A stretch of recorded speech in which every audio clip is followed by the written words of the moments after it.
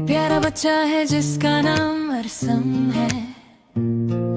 दिखने में है क्यूट बड़ा, लेकिन बहुत फुंटर है। दूध पीने की उम्र है इसकी, खट्टा लेकिन चवल।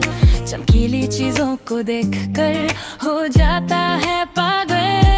कभी स्पून बजाता है जैसे हो कोई बैंड, हर चीज को समझता है अपना फेवरेट टॉयलेट। मोबाइल में तो रील्स चलाए नॉन स्टॉप, मम्मी का है बस करो पर करे ना वो स्टॉप। फिर कभी सोफा पे चढ़कर बन जाता है किंग, और नीचे उतर ही करता फनी सी स्विंग। पापा के जूतों में डाल देता है पैर, फिर चलने की कोशिश में गिर जाए वहाँ पे फिर। चॉकलेट देखे तो आंखों में चमक आए,